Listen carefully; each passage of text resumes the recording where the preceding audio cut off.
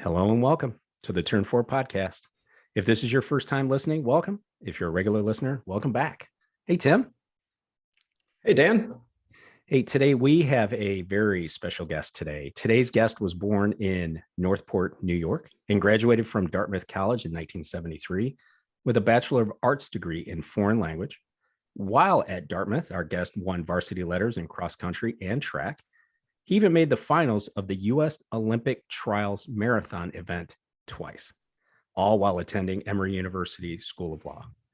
Our guest practiced law in Atlanta, but suddenly found himself moving in a different direction when TBS asked him to cover the Peachtree Road Race. TBS offered a part-time job. Since that time, our guest has worked for ESPN, Fox Sports, NBC Sports Network, and Speed, providing commentary on Formula One, IndyCar, 24 Hours of Le Mans, and U.S. Gymnastics, as well as Barrett-Jackson auctions.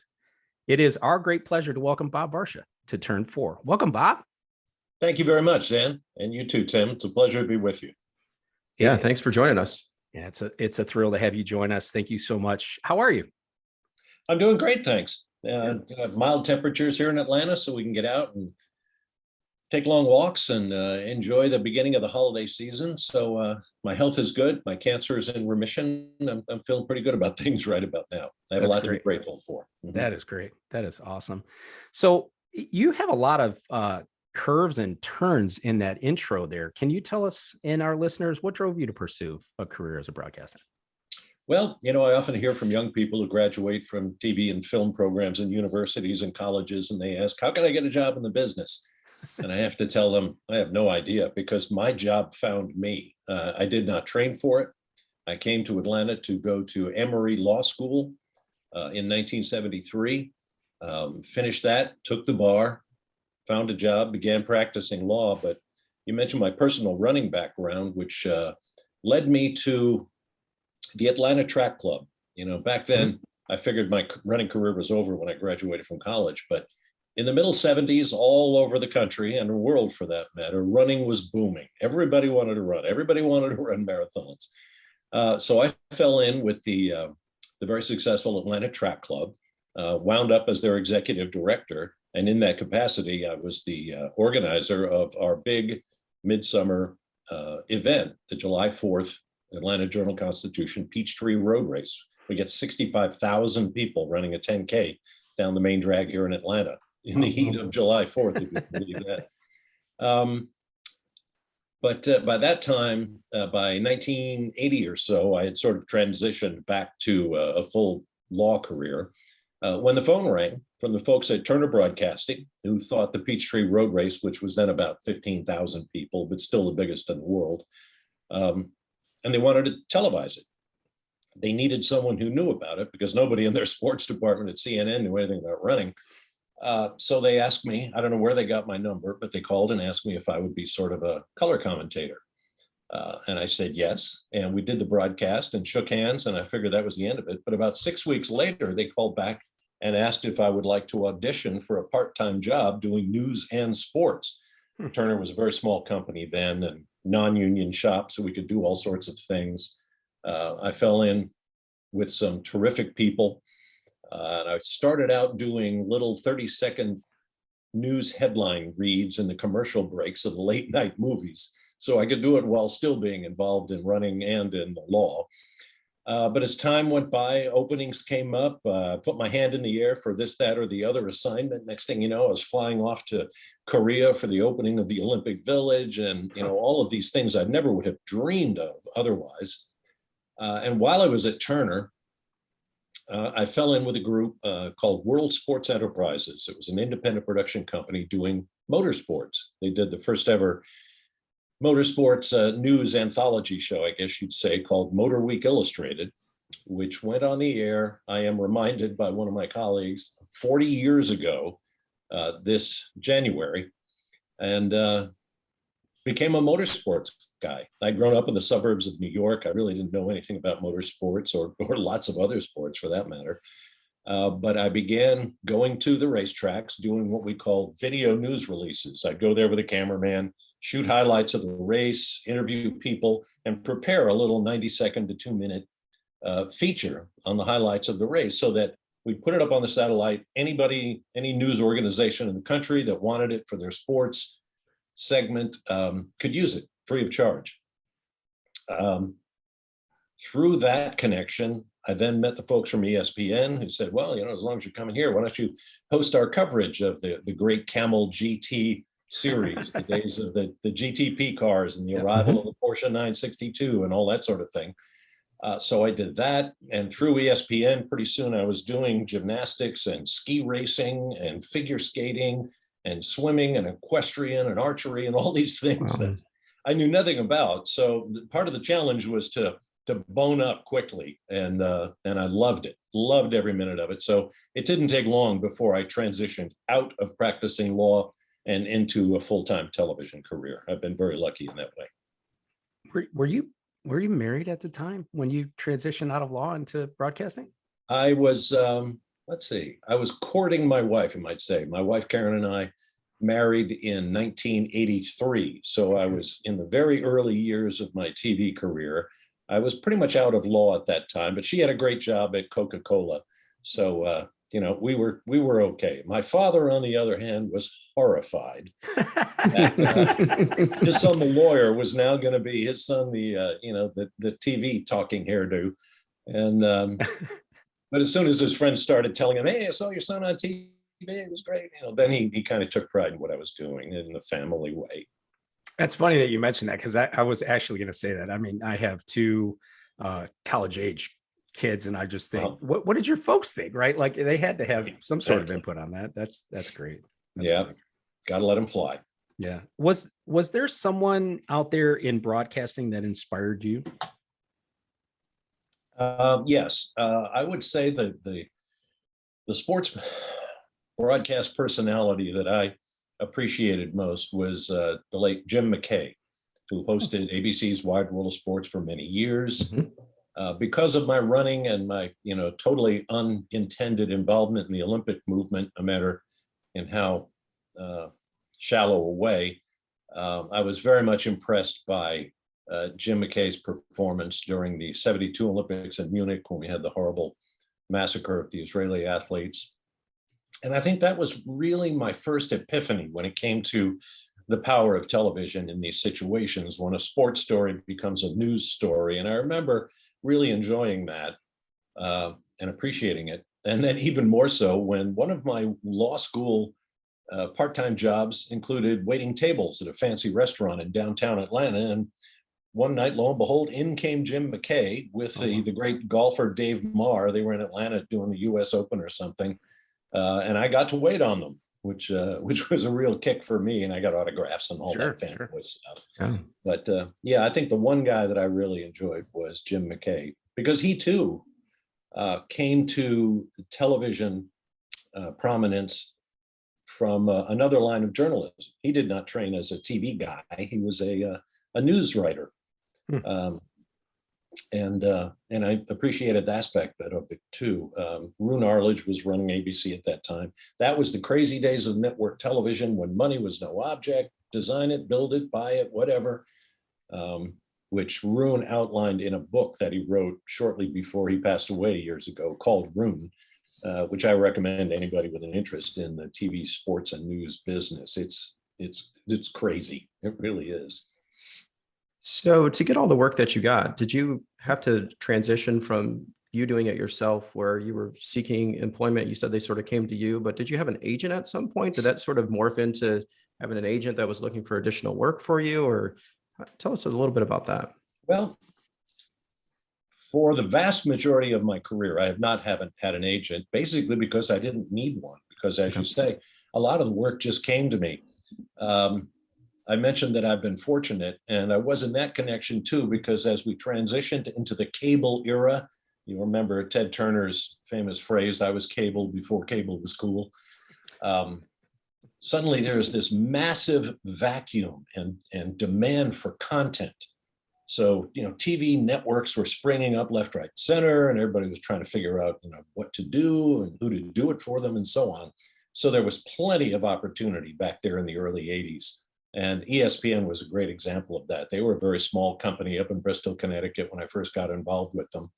And really, a lot of these jobs just dropped in my lap. I'd like to think it was because I was reasonably good at what I do. So a lot of the producers for various events, wanted me.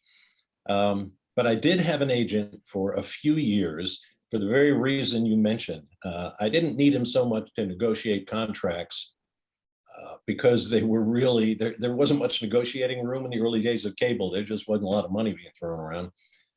But I wanted an agent who would help me find more work and expand, keep an ear to the ground, as it were, as to what's happening next in our industry. And as much as I liked the guy, it was not it just wasn't a productive relationship. And I was paying him a good chunk of money. And finally, I just decided, well, I don't need this. Right. And since then, I've asked various colleagues I've worked with from time to time if they have agents. And if they do, I ask, they got any much work? And they'll usually say, no, not really. It's strange because I have tried to solicit an agent in recent years, and there's just not a lot of interest out there. A lot of them have been saying there's just not a lot of work out there, and they're scrambling to find work for the clients that they have. So, yeah, the whole agency thing, I think it would have been better if I'd stuck with it early on, but I didn't, and I've done my own deals since that time. It's interesting that you bring that up because in that time, it was right 3 or 4 networks, ABC, NBC, that CBS kind of thing. So as far as news, there might have been a news show in the afternoon and then your 11 o'clock news, and that was it.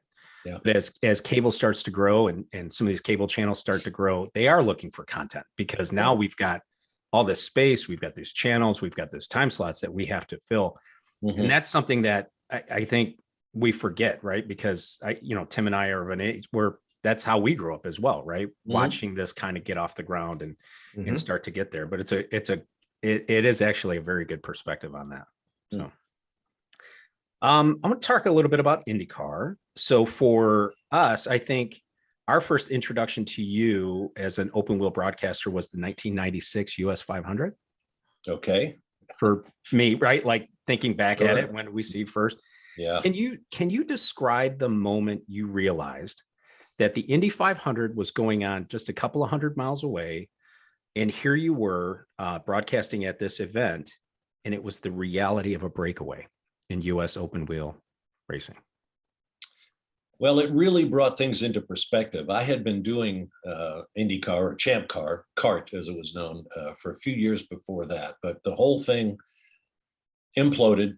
A lot of bad feeling amongst Tony George, who owned and ran the Indianapolis Motor Speedway, and thought he had a better idea about how IndyCar should represent the American short track racer and all that thing. But that US 500 competing directly against the Indy 500 on Memorial Day weekend really brought home that this is permanent. This is happening. It's not going to change. We're headed for the brink. Even just in the way our TV side of things lined up, we had long production meetings about, okay, how are we going to approach this? We actually came on the air first at the US 500 at Michigan, just a little bit before the 500 coverage. And oddly enough, the 500, of course, was on ABC then. The US 500 at Michigan was on ESPN. I don't remember if they were sister companies at that time under the Capital Cities umbrella, but one way or another, we had the market cornered on open wheel racing on the Memorial Day week. And they'd even broke up our team. At that point, I was working a lot with Danny Sullivan, the 86 500 winner. But ABC wanted Blue Ribbon Danny for their 500 coverage in Indianapolis. So they took him, and we introduced Scott Goodyear as my partner in Michigan for the US 500. And we had a couple of pit reporters who had done other forms of motorsports, but were making their debut covering the top level of American open wheel sports. I think Rick DeBrule was one of them from Arizona, and my one of my former Formula One pit reporters on ESPN, James Allen, which James had never covered an IndyCar race. He was totally a Formula One guy. He's now the president of motorsport.com.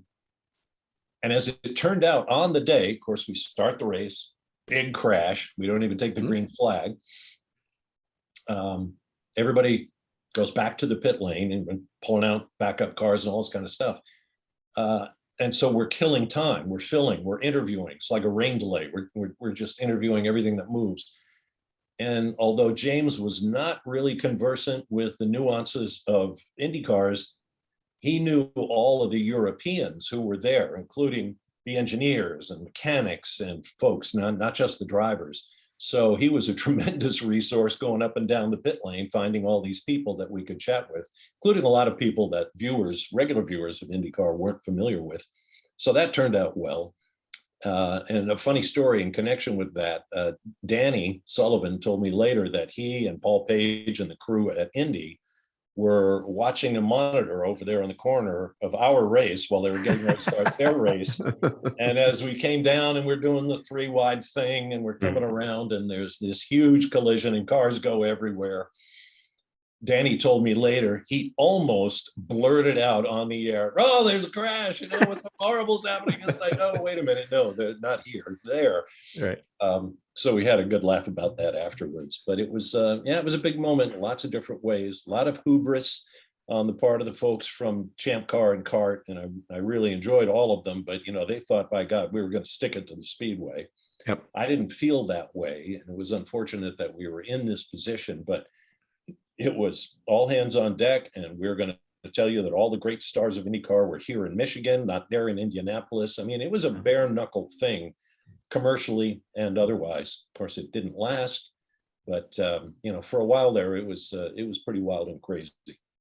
Tim and I actually were both in the stands in between that turn 3 and 4. Were you really? During that crash? Although we didn't know each other at the time. Yeah, we didn't know each other at that time. And, it was one of those things where you're looking at that race and you're going to Michigan because that's where all the stars and then the cars and the teams are all there. And then, as you mentioned, that huge wreck before even the start going to the green flag. And you're just like, oh, this is not starting off on the right foot. And from there you go, okay, what happens? But there was that delay, I would swear, was a couple hours, it seemed, because they were bringing new cars in, just making sure they had a field that they could run and put on a show. Right. And so, to your point, having someone that can go in and pull interviews, on the spot there is really valuable to a broadcast, and probably brought a lot more insight to those that were watching that during that time.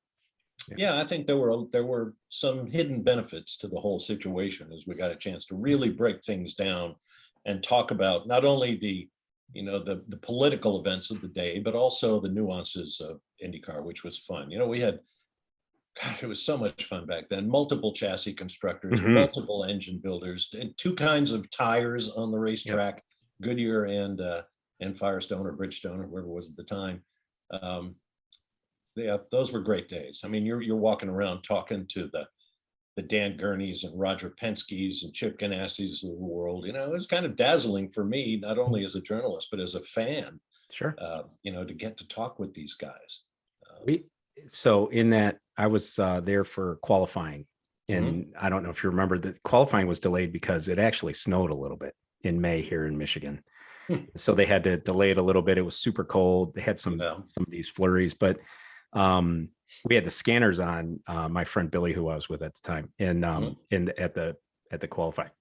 And the thing I remember is a line I still use to today is Parker Johnstone was sitting in the car and they were waiting for qualifying to get on it. And he comes on the air and he says, "What time does this 12 o'clock qualifying start?" Right. And it was like just after 12 and everything. And I just thought, that's the perfect line. Like Parker. Yeah. So I still use it now. I'm like, what time does this 1 o'clock meeting kick off? Like I was saying, if somebody's running late, but I love that. I love that. Yeah, so. I remember that, boy. And that was quite an act of bravery for those guys to go out there on that Michigan circuit, going 230 miles an hour on stone cold tires. Nobody knew what the tires were going to do in those conditions. Yeah, it was crazy. But they held up. I gained a lot of respect for the tire companies and made some money on an Indianapolis 500 a little bit later when Arie Luyendyk won in very cold temperatures, because I trusted the tires, even if he didn't. Right.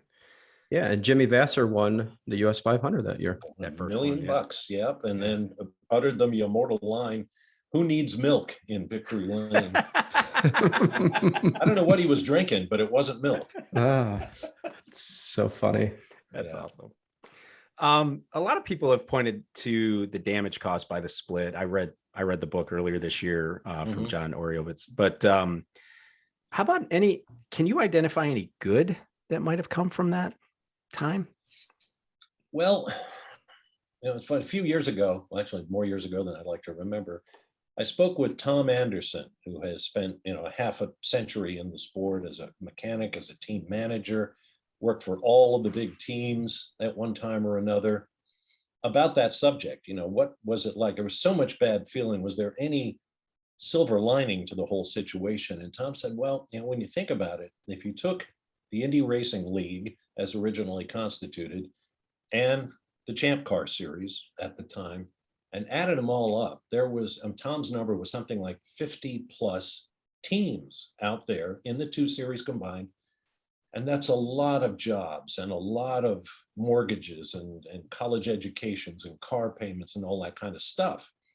And then, as history unfolded and the series came together, a lot of those jobs were eliminated. And I thought that was terribly sad and something we don't often think about when it comes to, racing series. There is a lot of employment there.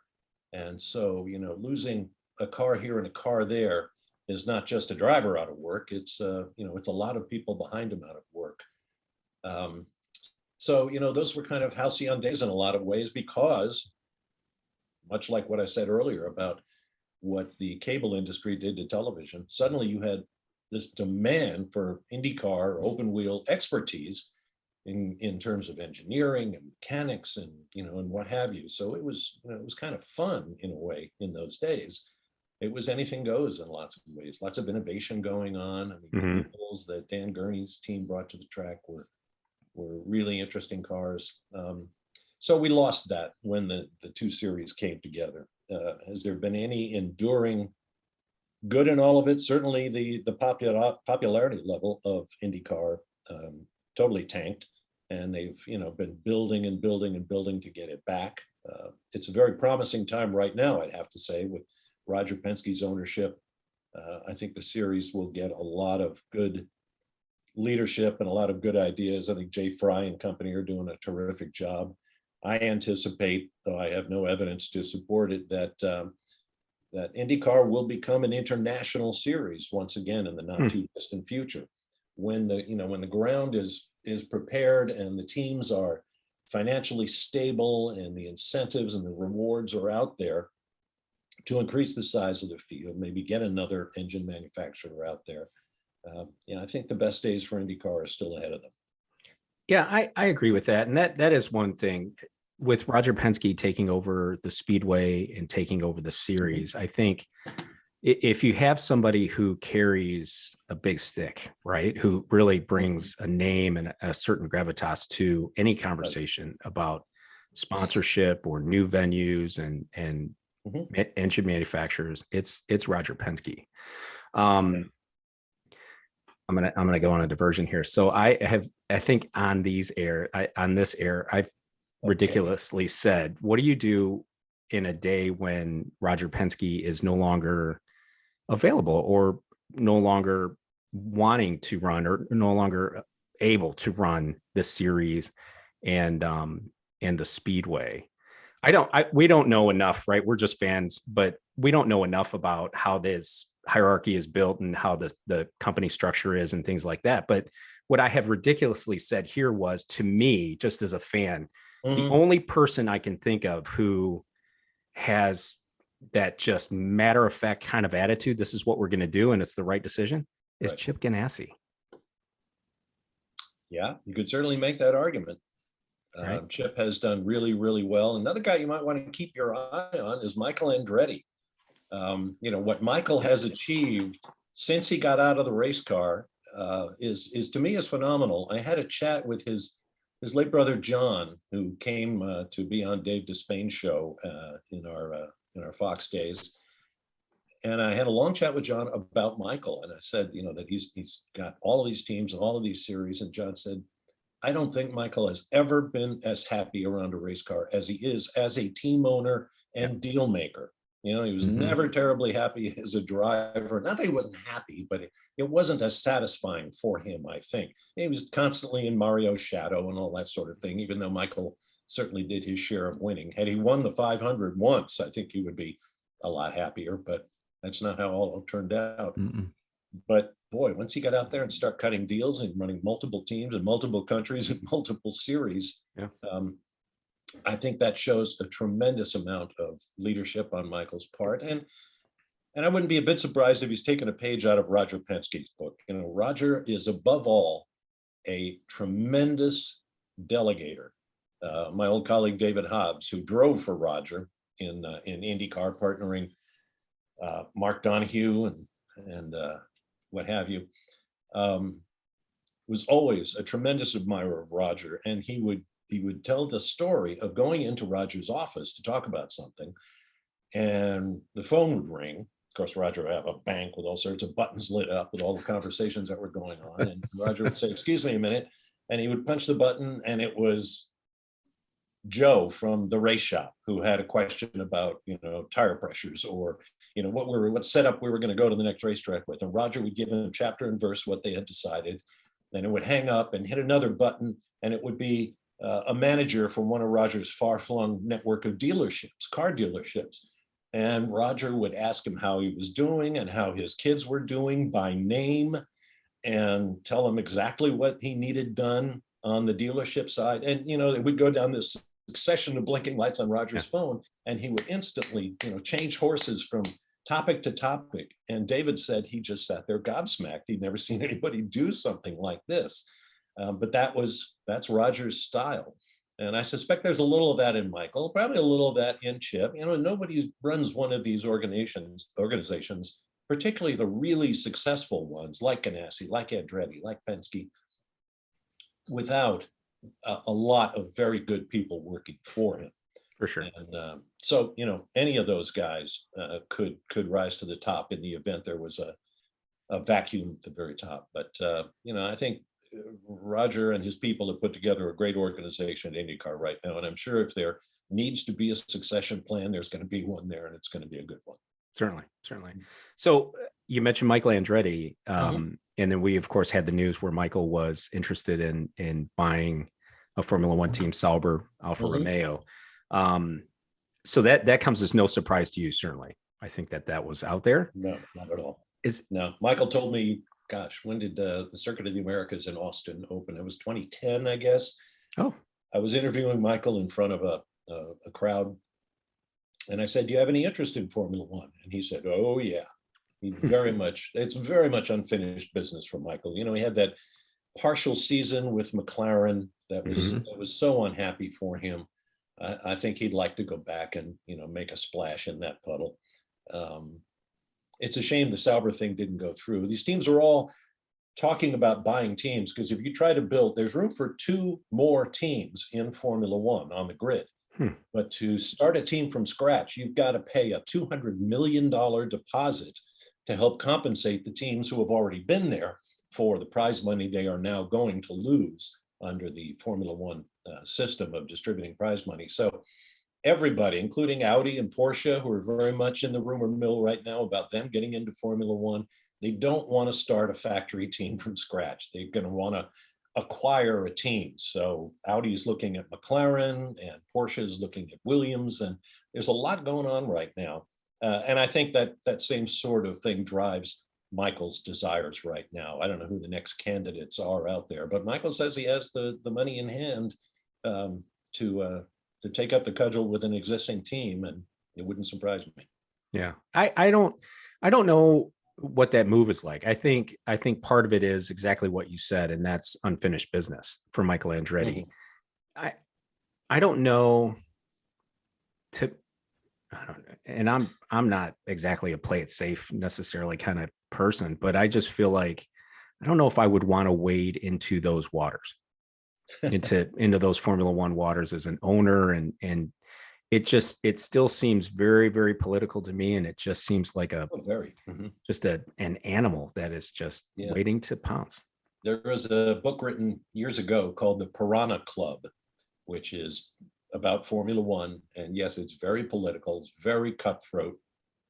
I remember when Peter Windsor and Ken Anderson were going to start a Formula One team, the US F1, you may remember, stillborn, never got to the racetrack. But they picked up a big chunk of sponsorship from the PayPal folks. And one night on Dave Despain's Wind Tunnel show, I was interviewing Chad, can't remember his last name right now, but he was the main guy behind PayPal, fabulously wealthy. And I said, I've been around Formula One a long time, and I know their reputation for eating their own young.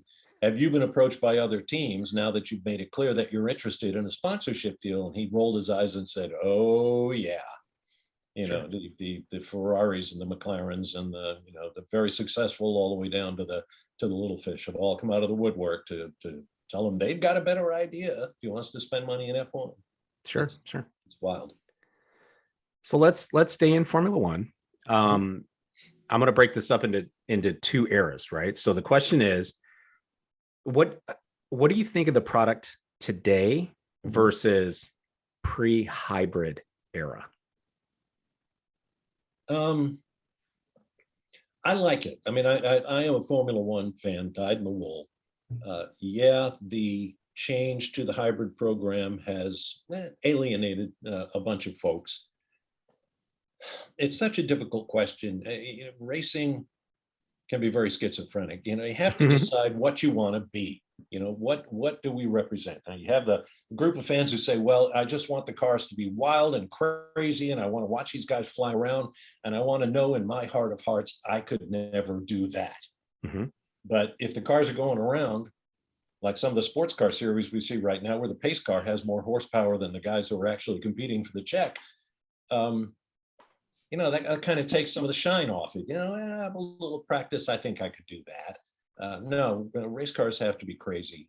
And with that in mind, they love the halcyon days of the V12 and V10 and V8 normally aspirated cars that just made your ears bleed and so forth. And I get that. On the other hand, you're not going anywhere, particularly in Formula One, without a manufacturer behind you. They provide the grease that turns the wheels in terms of money. And so they have an inordinate say in how things are going to go, what the rules are going to be, what they want to see in terms of demonstrating their technological prowess and so forth. Right now, hybridization and electrification are the future of the street automobile. Whether or not that means it needs to be tied at the hip with automotive competition in terms of technology, I think is really something we can argue about. If you want cars to be wild and crazy, this may not be, current Formula One may not be what you want, even though they're setting lap records everywhere using 1/3 less fuel than they did previously, much smaller carbon footprint, and what have you. I'm just of two minds about the whole thing. It's a very fine line to walk when you're organizing a racing series and trying to write a rule book. What are we going to be? What kind of engines do we want? Well, let's ask all the engine manufacturers what they want to see so that we know that we have plenty of support. Let's ask the fans what they want to see. Let's ask the teams what they want to see. And, I'm sure you're going to get a wide spectrum of answers, and it's very hard to pick and choose among them and say, this is what we're going to do. I mean, look where NASCAR is right now.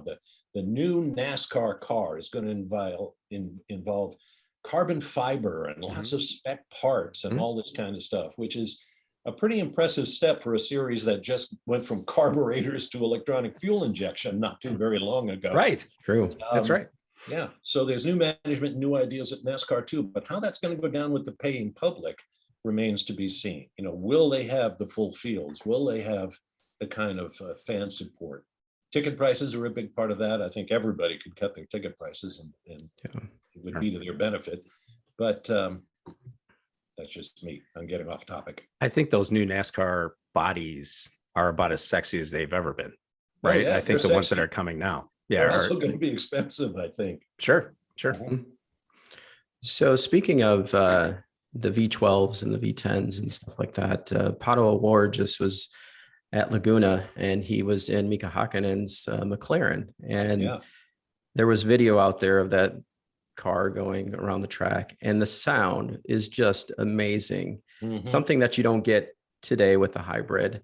And I think traditionalists love to see that kind of come through. And at the same time, when he did that, he went ahead and ran the fastest lap that's around that track and beat out, the IndyCar that are part of that. So I find it very interesting that, bringing that out, I think just invokes that history and that nostalgia that comes with F1 and where it came from. Yeah. And we should point out they're not just hybrids, they're turbo hybrids. And those turbochargers play a big role in lowering the volume of the cars that folks seem to love so much. So, if they were normally aspirated hybrids, you'd get a lot of noise and people would appreciate it more. But again, it's where the manufacturers wanted to go.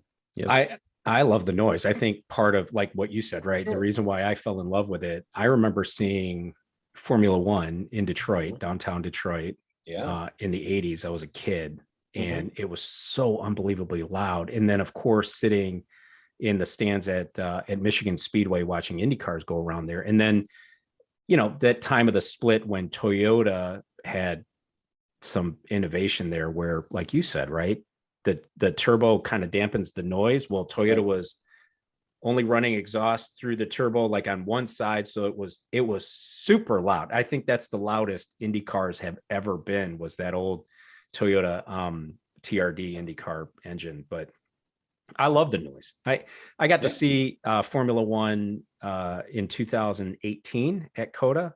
And I thought the level of noise there was right on. Like I thought that they finally got it where it really sounded good.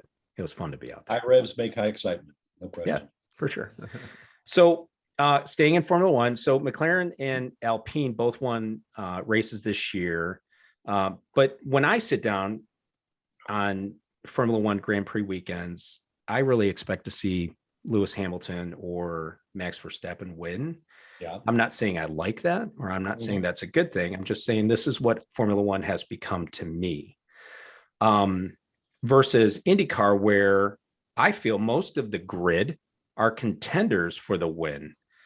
Could this be why so many former Formula One drivers and European ladder series drivers have started to show an interest in IndyCar again? I think it's a big part of it. Part of it also is the fact that there are not a lot of open seats in Formula One. And when you've got a talent like a Hamilton or a Verstappen or a Pierre Gasly or a Charles Leclerc at Ferrari, you want to hold on to those people. So for all the young guys coming up, and there's a new crop every year, you hit that ceiling, there's nothing for you there. So I can't blame them a bit for looking across the pond to IndyCar. And then you have someone break through with some success. Roman Grosjean came over, had a terrific time, told all his buddies how cool it is. Fernando Alonso came over and told everybody how much more relaxed the paddock is, how the cars are cool. They're not rust buckets. These things are technologically not only right at the ragged edge of technology, they also have a lot of opportunity for driver input on setups and adjustments and all these kinds of things. So a lot of young drivers over in Formula One and the lower series in Europe, which has always been prejudiced against young American drivers, they're now looking over here and saying, I'd like to give that a try. And conversely, a lot of young Americans now are taking a look at Formula One. Well, not just young Americans. I mean, you mentioned Pato O'Ward from Mexico. He's looking at Formula One.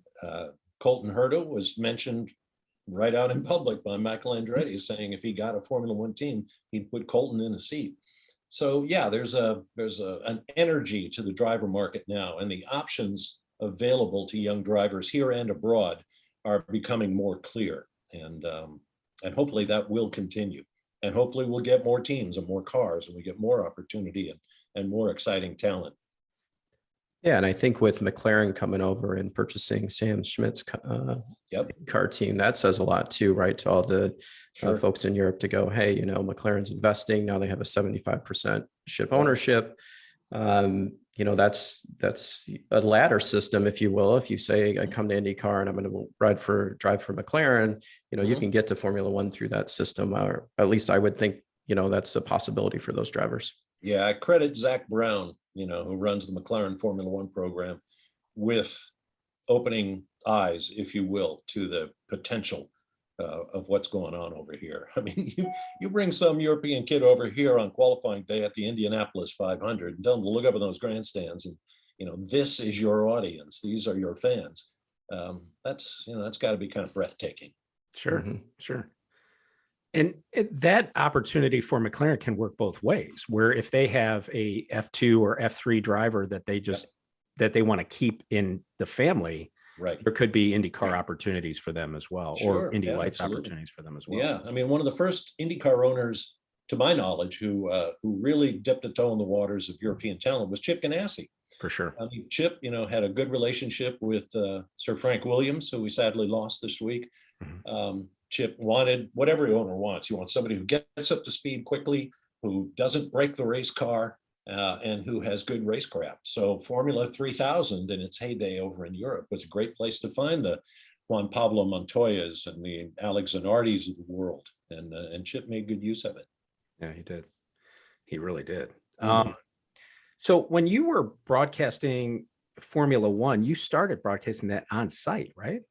Oh, yeah. Yeah, we went to every race in the world. I think we were the only network at ESPN who actually went to every race. Even the Brits and the Japanese, didn't go to all of them. Over time, beginning in the early 90s, we began taking a step back, mostly for financial reasons, although we were a really bare bones operation when we showed up on site overseas. But with time, we learned that money could be saved by doing it from the United States.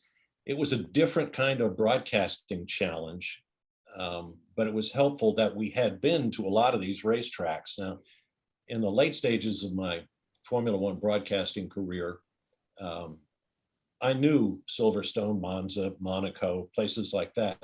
I didn't know Singapore, Shanghai, Turkey, these tracks that we had stopped going to. We actually got in trouble once at ESPN because we did not go to Monaco.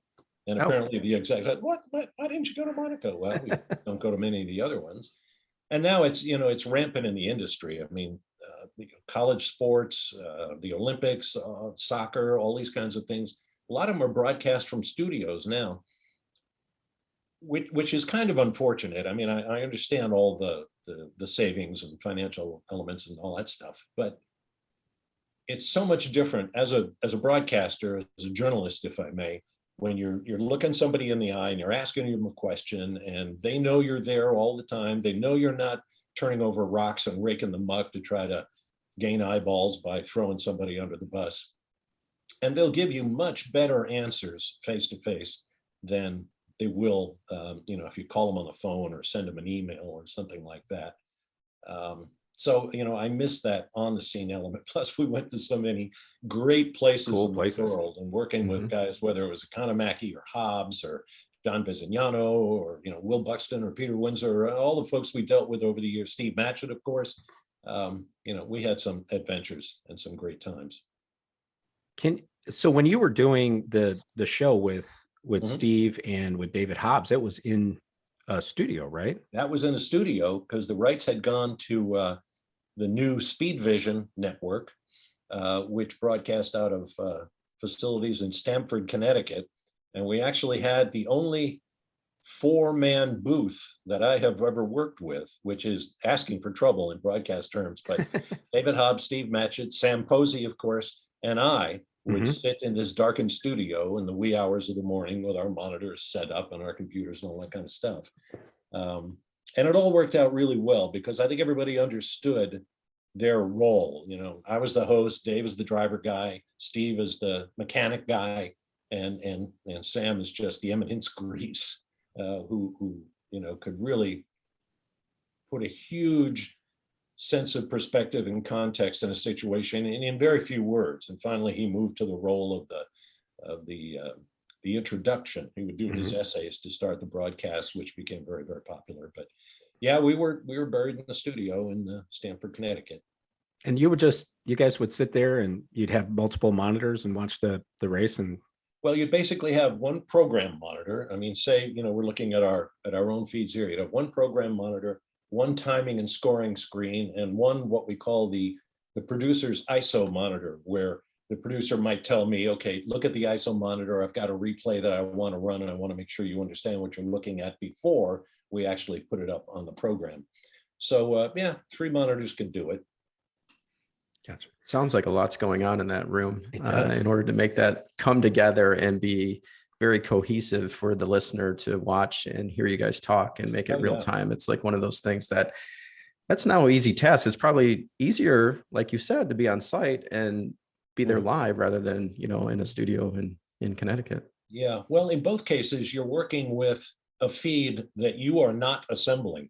If I were to do an American production of Formula One race, I've got guys in the truck and girls that I've worked with, and the director and the producer are talking to me, say, okay, here's the story we're following, or here's the battle we're going to, all that sort of thing. When you're working with a world feed, such as Formula One uses, Formula E, every series now, you don't know what you're going to see next. You don't know what they're going to focus on. So you kind of, have to be talking to each other while you're watching the action. You have to be ready to pivot at a moment's notice, which may not be as hard as it sounds, because my personal theory of broadcast hosting is you don't need to tell people what they're looking at, unless you want to identify driver or car. I mean, they can see that the car is spinning out, it's going into the weeds and all that kind of thing. You need to add context and make people care about what they're seeing, whether it's the drivers or the teams or the context of the championship and all that sort of thing. And that's a fun challenge, giving the newbie fans what they need to appreciate what they're watching, and then the full spectrum to the very sophisticated fans who want to know about stuff like track temperature and tire pressures and all that kind of stuff. It's a huge challenge, and it's just great fun. That's what you have somebody like a Steve Matchett for. Tire pressures and how that works. Absolutely. Did anybody notice that we had Steve Matchett on the air? And that would have been, gosh, when did Steve come on? Early 90s. And pretty soon, mechanics and crew chiefs were popping up on everybody's broadcast. Andy Petrie and Steve Hart, Larry McReynolds, and all these guys, because Steve invented the category, much as Chris Economaki invented the role of the pit reporter back in the day. Mm-hmm. That's another great voice, right? You mentioned Jim McKay earlier. Yeah. Chris Economaki is another very distinct, great voice. Everybody's got a Chris Economaki impersonation. Exactly right. Exactly right. What's your most memorable broadcast of the ones that you've done? Well, there are several for reasons both good and bad.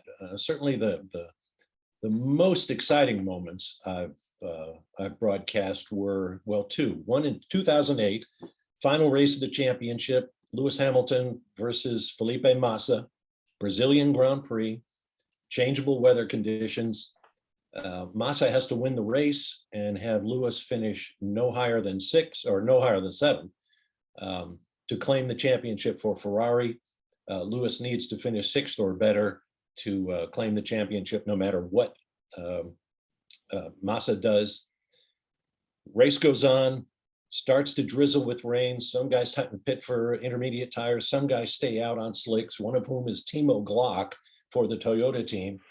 Getting down to the final lap of the race, Massa wins in front of his home fans. He's done everything he needs to do to claim his first and only world championship. Ferrari garage goes nuts. Cut back to Lewis, who is halfway around the lap behind him, but gaining on Timo Glock in 6th place, catches and passes him in the final corner, race up the hill, finish 6th, wrest the world championship back from Felipe Massa. Tear-jerking shots of Massa's father in the Ferrari garage being told by one of the crew that no, Felipe has not won the championship because Lewis finished 6th. And I mean, we were going nuts. It was so much fun, so exciting. The other great race that I'll always remember was the 1988 Le Mans 24 Hours, where Jaguar, Tom Walkinshaw's iconic silk cut Jaguars, had tried and failed to win the race for the first time since the 50s. And in 1988, in an action-packed race against all the might of Porsche, Porsche slipped, made a mistake. Klaus Ludwig missed his pit signal. And of course, in an 8-mile lap at Le Mans, you ain't going all the way around on your reserve. Right. You're going to wind up on your starter motor, and it's going to be a mess. So Jaguar came through to win. And Le Mans is often considered a British race on French soil. So as it became more and more clear in the closing hours of the race, the Jaguar is probably going to win this thing. The ferries from Dover were full of British fans who wanted to be there. So they're all heading for Le Mans to get there for the final hours of the race. Jaguar wins. The 3 cars come across. Jan Lammers, Johnny Dumfries, and Andy Wallace win for Jaguar. And the place just heaves. I mean, the roar and the noise and the flags and singing God Save the Queen. And I'm sitting in a van with a monitor on the seat in front of me, and I'm trying to capture the scene. So I just shut up and let it all play for a while. And pretty soon I realized I'm about to start crying. There is so much emotion. Oh, wow. And to this day, I start getting emotional about it. It was just awesome. Such a huge moment. It was just great. On the other end of the spectrum would be 1994 at Imola, Italy, where we had, oh my God, the darkest weekend in Formula One history. People remember the crash that killed Ayrton Senna. But that was just the worst of a long series of problems through the weekend. Friday, Rubens Barrichello had a huge crash in Eddie Jordan's car. We weren't sure he was going to survive. Saturday in qualifying, Raffensperger. Roland Ratzenberger was killed. Senna went to the side of both drivers, was horribly affected by it all. Race begins. Senna decides to race, crashes, long delay while we wait to hear what we do. Meanwhile, they put the cars back out on track, another start. JJ Leto gets hit up the butt by, I can't remember, one of the Lotus cars. And a wheel assembly goes into the grandstand and hurts. Rumor has it killed some fans. Michele Alboreto comes in on a pit stop, can't get stopped in time, runs over a couple of his mechanics and breaks some bones. I mean, it was just one thing after another. We just couldn't wait to get out of there. Sure. After that horrible weekend. But that's one I'll always remember as well. Yeah, that's unbelievable that you were there for that. Well, actually, I wasn't. I was working with Derek Daly. This was 94. We were in the basement at Bristol, Connecticut at ESPN, which turned out to be a good thing because at the track, I'm sure you know the old adage, nobody dies at a racetrack. Correct. Yep. Get them to the hospital, don't tell anybody anything, and then see what happens. So they put the press room at Imola basically on lockdown. There was no information coming or going. We at ESPN, however, had the benefit of all of their news gathering resources to have the latest information. And even though I will swear to my grave that Derek knew immediately this was not a survivable crash. Yeah. We had to wait for official word, and then, it all went down and we all went on SportsCenter to talk about it. And it was a pretty dark weekend all around. It's a weird thing about race drivers. Do you ever sit with a veteran driver and watch a race? They're seeing a very different race than even the most sophisticated fan is. And I've worked with so many drivers over the years, and whether it's stock cars with Benny Parsons or Formula One with Hobbs or Eddie Cheever or Derek or John Watson, IndyCar races, Bobby Unser, that kind of crowd. They're seeing something different than I am, and I'm trying to, what are you looking at, but they just know things from their experience. And that's a wonderful thing to experience as a broadcaster sitting next to these guys, but also makes it incumbent on the TV broadcast itself to put those guys forward, make them the stars of the show, and make sure you get everything out of them that you can, because it'll tell the fans things that they probably wouldn't have learned otherwise. That's my belief anyway. Sure. This is not an unfair question to anybody that you've worked with, but who of the folks that you've worked with in the booth, who stands out in your mind most? Well, I had such a wonderful 2.5 decades or so traveling the world with Hobbs. And when we talk to groups or just sit around the fire with a bourbon, he'll say, the most amazing thing about our partnership was that in all those years and all those miles and all those hotels and all those rental cars and all those racetracks and squeezed into the back of a van, they're trying to call the race off monitors while the cars are ripping around behind us because we didn't want to pay Bernie Ecclestone for a broadcast booth. We never had a cross word. David and I never got angry at each other or said anything that we regretted or had to apologize for later. So David occupies a very special place in my history. Gosh, who else? There were so many great guys, man. So much fun with Danny Sullivan. I did a one-off event called the One Day Decathlon at Washington State University. It was for CBS or somebody. And I was working with Daley Thompson, the Olympic gold medalist in decathlon in what year would that have been? 1980, whatever, 82 maybe. Anyway, he is a Brit and maybe the funniest individual person I've ever been around in my life. So, we're here trying to do this very highly edited show because we're going to do 10 events in one day and whatever. And Daley just kept cracking me up. That was a memorable experience working with a unique individual. I'd hesitate, other than Habbo, to single anybody out because I've been fortunate to work with so many people. I did some football related content with Joe Theismann and some with Jim Kelly, which was kind of out of my comfort zone, but they were great guys to be around. It was just one thing after another. Anybody else in the history actually used the word schmozzle? No. David expanded the parameters of the English language in ways that nobody else does.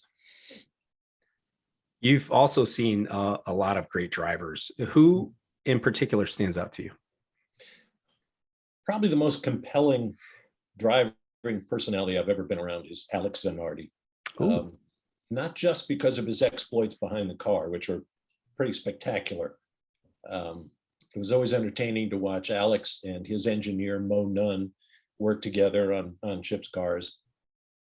And then when Alex had his accident, I was privileged to be there later on when Alex came back to the Lausitzring in Germany and completed the final 13 laps of the race that he couldn't before his crash. That was a pretty emotional moment.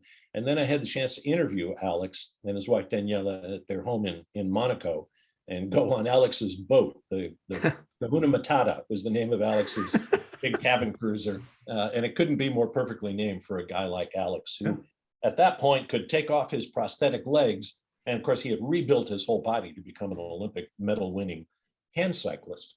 And he would just scoot around this boat on his hands and his butt, up and down stairs, up on the deck, and watching him go for the ropes and get behind the wheel and all this kind of stuff. I mean, his attitude, and he's written a book called My Sweetest Victory, in which he talks about, his brother-in-law with whom he would share a glass of wine, and the brother-in-law who was a medic would say, you were dead, and they brought you back from the dead. How did they do that?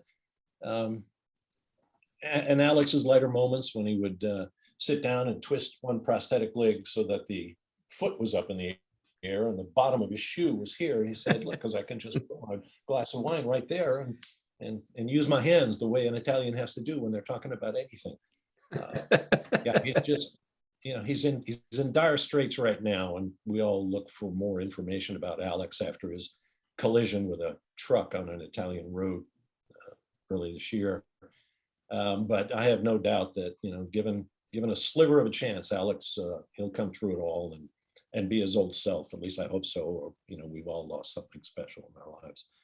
Yeah, I think we all hope so for Alex, and he's been through a lot in his life and his career. So obviously we're wishing him well to recover. So many great drivers, and great for different reasons. Nigel Mansell is just, ironclad determination.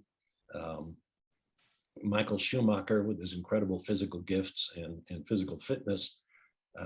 Senna, of course, who would come out in qualifying and set a time no one can match and then stay in the car just so he could go out and do another lap before the end of qualifying and show all these guys that he can go faster. So keep that in mind when we go to the grid tomorrow. God, yeah, people like that is just great fun. I loved in that Schumacher documentary recently, and I had forgotten about it, but I remember seeing it, was when he broke down after that 81st win. Yeah. And they used to do the 3-panel interview for the, for the podium guys. Yeah. And he broke down, and like his brother's on one side of him, and then Mika Hakkinen is on the other side, and Hakkinen just like puts his hand on him. It's like, and he's looking up like, all right, guys, let's move on, right? We've got to help him out. But it was that was really interesting. Yeah, it broke me up. Even then, I was like, oh God, I totally forgot about Michael always said in interviews, I don't care about stats. I don't pay any attention to, where I am relative to the greats. But I think that moment probably proved otherwise, that he is aware that he's a part of this grand history, and he had found his place in it. Really a remarkable guy, not always for good reasons, I might add. But as I heard another journalist say recently, there's a reason that you don't hear Michael often mentioned in anybody's list of the top 2 or 3 drivers of all time, and that's because of his reputation for ruthlessness on the racetrack. Yeah. So, but be that as it may, I mean, it was all part of the narrative in those great days, and what he and his team with Rory Byrne and Ross Brawn and John Todt were able to do for Ferrari in the early part of the millennium is it speaks for itself. Yeah, they ran through everybody. Mm-hmm. They really did. Juggernaut. So currently you're doing pre and post race F1 show on Sirius XM. Yeah. And you're doing Extreme E, right? Yeah, I am. Yeah. Yeah. So what are your thoughts on that series? How do you feel about Extreme E? It's very cool, I have to say. It's totally electric, 550 equivalent horsepower, one of a kind, specially built off-road vehicles, running in environmentally threatened areas to call attention to climate change and its effects around the world. And the action is great. Driver lineup is just superb. Guys like world rally champions like Carlos Sainz and Sebastian Loeb, and every team driver lineup has to be 1 male and 1 female. So we're suddenly realizing that there are some incredible, if we didn't already know it, female drivers out there. Molly Taylor, who was the first and to this day still the only woman to win the Australian National Rally Championship. And she and her partner, Johan Kristofferson, are leading the championship right now with 1 event to go in England in 3 weeks time. Very first race we went to in Saudi Arabia in the deserts. Jamie Chadwick, who is now a 2-time defending W Series, women's open wheel racing series champion, was out flying around in the car she shares with Timmy Hansen, and she a tire blew. So she's out there on 3 wheels in this beast of a vehicle, and she never lifted. I mean, she was just whomping down the road, dust going there, bits of tire going everywhere. All the guys in the pits were kind of like, what is she doing? So, it's a revelation in lots of ways. And that's one of the things I like about the series. And the cars are cool. There are no spectators at the events because they're run in, as I said, environmentally sensitive places. So they bring in this bivouac, really, and erect all these tents. And that's your pit, and that's your medical station, and that's your cafeteria and everything else, I suppose. And the whole series travels on this converted mail ship called the St. Helena, which runs on the lowest sulfur fuel available to transport the series from place to place around the world. So it's racing with a mission statement. Some people may not agree with some of the elements of that statement, but I think it's pretty cool. As was Formula E, which I did previously, which is a very different piece of kit. Running fully electric open wheel cars on the inner cities where non-polluting electrified mobility is most needed. And they put on a heck of a show, I have to say. And they're still swapping cars, is that right, during those races? No, that was over after the first season. They're going on season 8 now, and the cars go the full distance on 1 battery charge. And they're getting a new 3rd generation car next year, which is going to be really wild. But I'm sworn to secrecy. Oh, look at that. Hey, Chip Ganassi is involved in Extreme E, as is Andretti, right? As is Michael Andretti. Yeah, he and Zach Brown with form Andretti United Autosport. Now Zach's going to have his own McLaren team in Extreme E next year, so I don't know how they're going to work that out. But yeah, there's an American presence there. The race director, Scott Elkins, is an American. So there's a strong presence there, and we look forward to having a race in the United States if an appropriate location can be found. But yeah, it's good fun. And Chip shows up, Michael shows up. You know, they come to enjoy their teams at work. Michael's team has had a bit more success than Chip's, but you know, he's in good spirits about it. You know, we got to figure this out. So he had Mike Hull with him. I mean, it was a very full cool press for Ganassi. Yeah. So you'll continue to do that. What are your plans for 2022? Well, they're being formulated as we speak. I hope I will continue to do Extreme E. I'd like to pick up some other things. I recently did the Indianapolis 8-hour season finale for the SRO GT Americas series, which is an absolutely fabulous series. I think GT3 racing worldwide is going to be hugely successful. IMSA's on board, the ACO, Automobile Club of the West, who run Le Mans, are on board. So we're going to finally have a rule book where you can, you know, the cars are interchangeable. Right. Run here, Asia, Europe, whatever. So I'd like to be involved with that on a more permanent basis next year. And those discussions are going on right now. But, you know, I wait by the phone.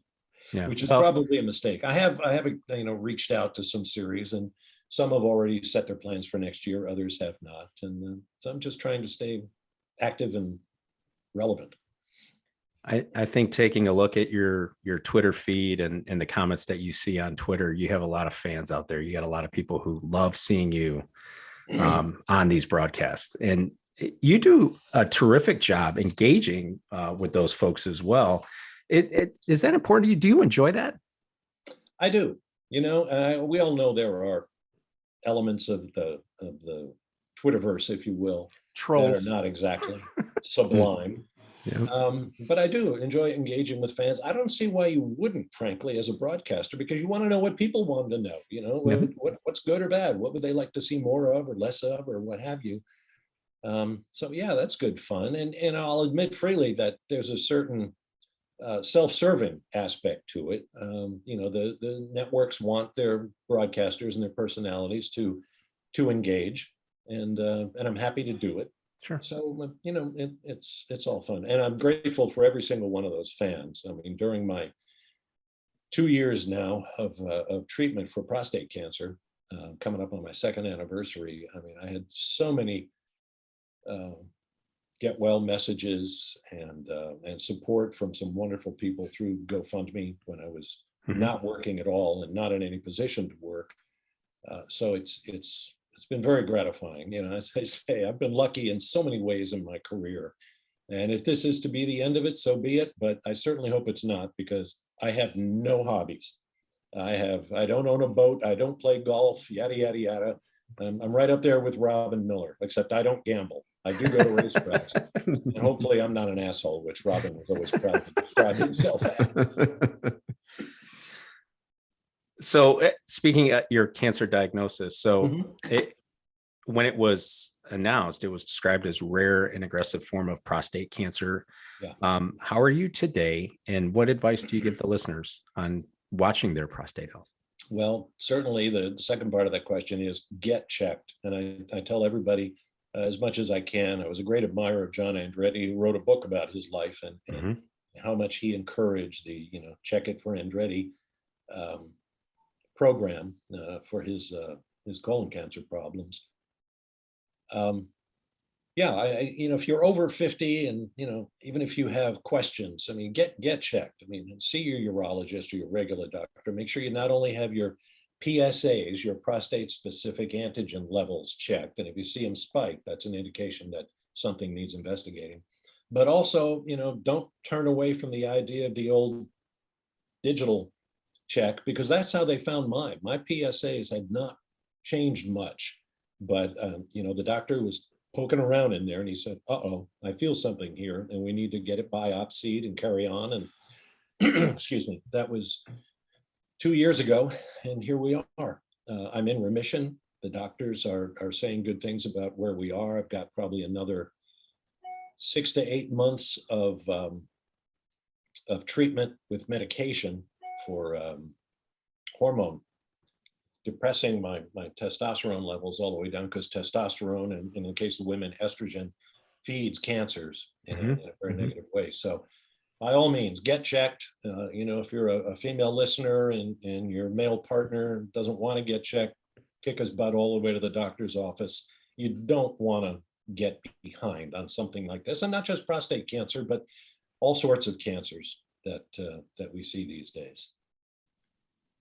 Yeah. Well, it is great news. I mean, it's great to see you here, and it's great to have you back, hear you where we can hear you. I do listen to the Sirius XM in the morning, sometimes if I'm out or if I'm coming back from a workout or something like that. Sure. But and we look forward to hearing much more of you. Yeah. From this. I hope so. Yeah, we look forward I to hope seeing so. you on more and more broadcasts and here in the future. And so do all your Twitter followers. As Dan mentioned, there's a lot that just say, "Hey, Bob, we miss you and we want to see you on these broadcasts and we want to hear you." So hopefully we'll hear more of you in 2022. Yeah, for sure. Well, thanks very much, guys. I appreciate it. So that wraps up this episode of the Turn 4 podcast. We will continue to bring you content on a bi-weekly basis. Be sure to subscribe using your favorite podcast app. If you like the show and listen on Apple Podcasts, be sure to leave us a review. Engage with us on Twitter, our website, or our YouTube channel. All the links will be found in the show notes. And again, thank you to Bob Varsha for visiting us at Turn 4. Namaste. Thanks, Bob. Thank you.